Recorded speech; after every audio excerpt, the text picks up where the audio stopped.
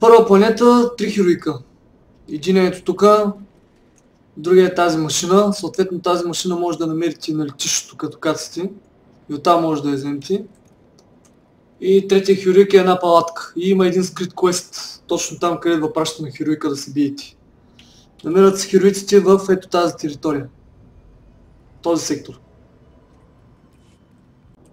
Ето го и третия хероик, сега ще ви покажа на картата къде се намира.